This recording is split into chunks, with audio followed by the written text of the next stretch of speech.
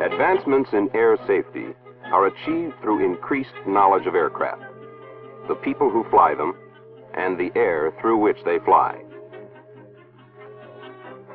Advancements in crash safety are accomplished in a similar manner, by acquiring more knowledge about the behavior of aircraft under crash conditions.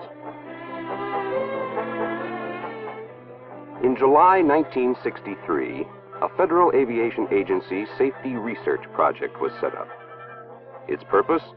To gain basic knowledge of aircraft behavior under crash conditions through accurate crash load measurements. With this information, improvements can be made in survivability and fires minimized.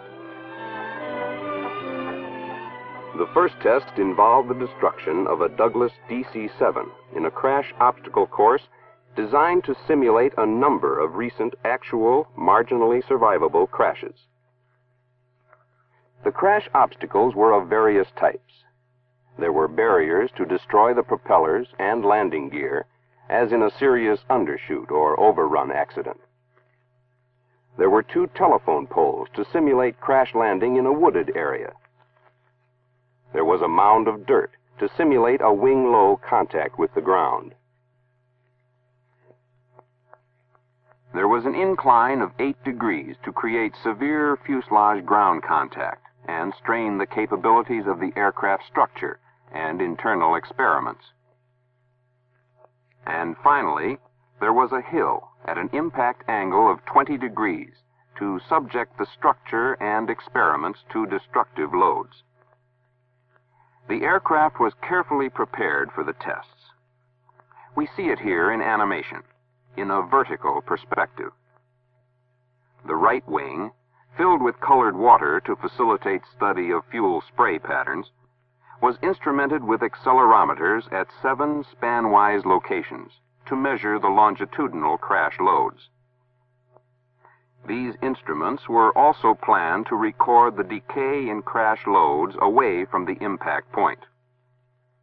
One tank was filled with gelled water to study its behavior.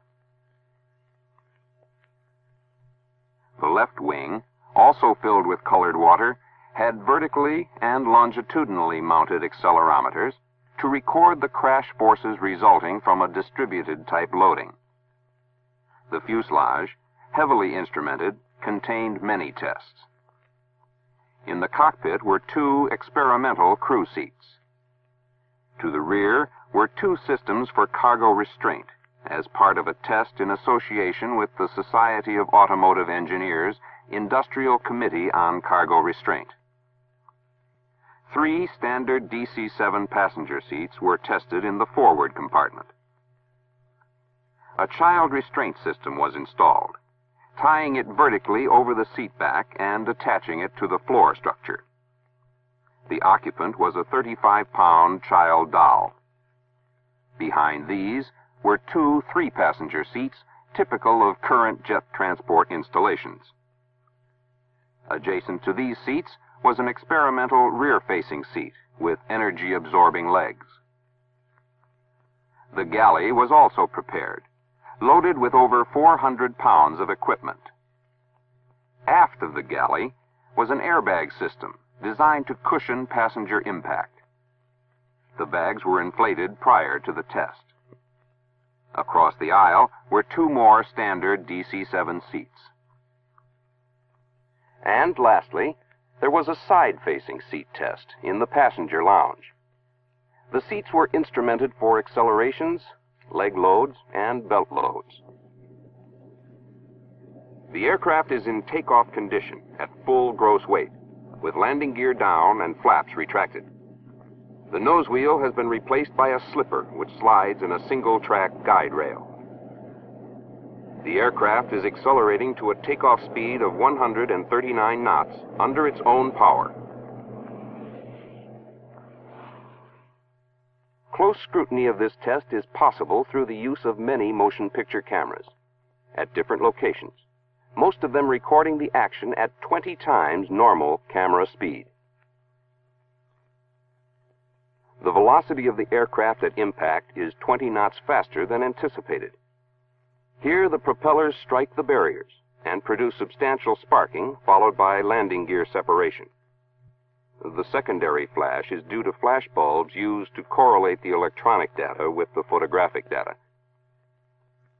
The high impact speed results in the aircraft continuing over the 20-degree hill and having an added impact on the far side.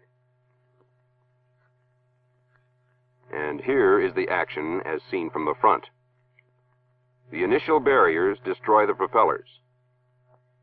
Separate the landing gear. Wrench the engines from their mounts and start engine fires. The pole impact yaws the aircraft. There is a glancing contact with the left wing. The aircraft is pitched up, and the fuselage, weakened by the propeller, fails. There is severe crash impact on the second hill. The fire, which is so impressive in this slow-motion photography, in reality is lasting only through the 5-second crash sequence. It consumes 15 gallons of fuel carried in the right-hand wheel well and most of the engine oil. Actually, there is no fire damage to any part of the aircraft. And here is a detailed view of the right wing. The 12-inch telephone pole cuts off the outer panel, but the heavier inboard section breaks off a larger 13-inch telephone pole. The basic wing structure remains intact. Inside the aircraft, the high-speed camera records the crash effects. In the cockpit, the pilot's seat is a net type, while the co-pilot's seat has an energy-absorbing feature which lets it move forward a limited distance to reduce peak crash loads. The 15 Gs developed downward and forward on the first impact would be survivable.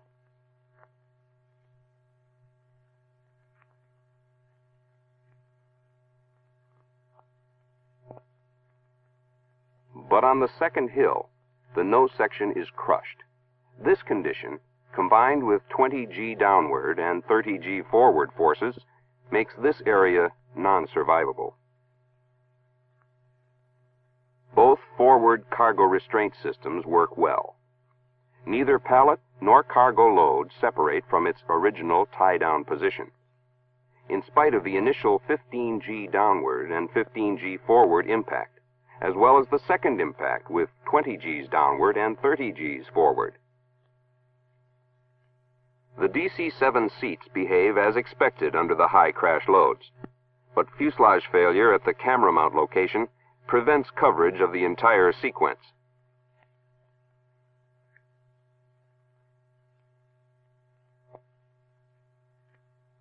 And this is a new seat mounted over the wing. It is similar to those recently installed on certain modern jet transports. The crash loads are beyond normal seat design strength, yet the first impact is considered easily survivable.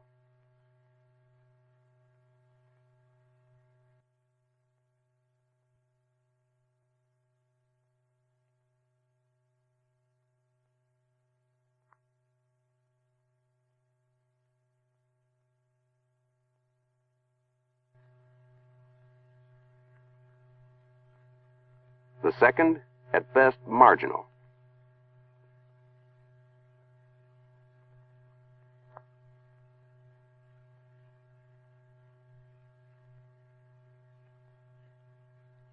And this is the new 16G experimental rear-facing triple seat, holding 3 200-pound dummies. It is located over the trailing edge of the wing. At the first impact, the seat reclining locks fail.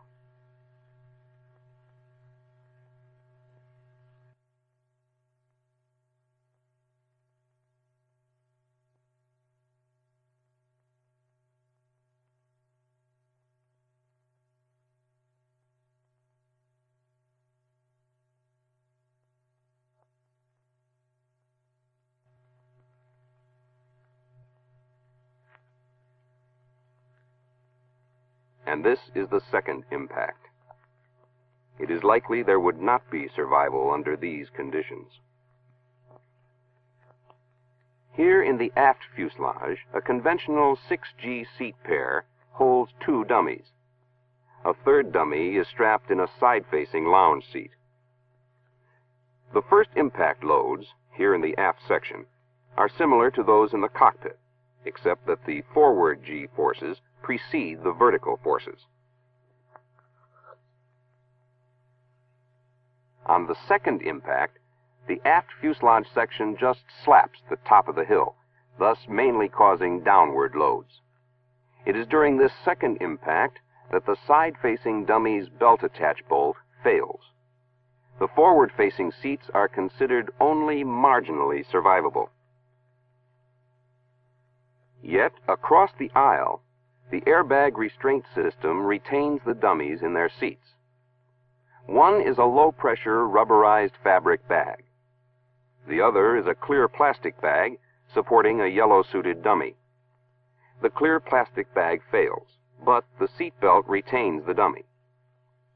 While this form of pneumatic support reduces peak crash loads, it creates some serious evacuation problems.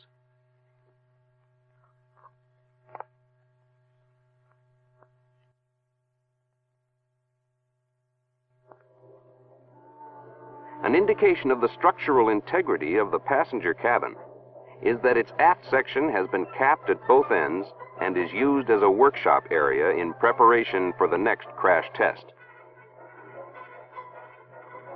Since these extremely severe crash loads were accurately recorded, the crash test program serves, in part, to spotlight problem areas previously hidden by actual crash damage. A second crash test will subject a Lockheed L-1649 to a modified, less severe crash. This test program, sponsored and supervised by the Federal Aviation Agency, provides a unique opportunity to gain fundamental knowledge of aircraft behavior under crash conditions. These tests will provide a basis for many improvements throughout the aviation community in the United States and overseas. Thus, through continued research and testing by government and private industry, the excellent safety record of our air carriers will be further improved.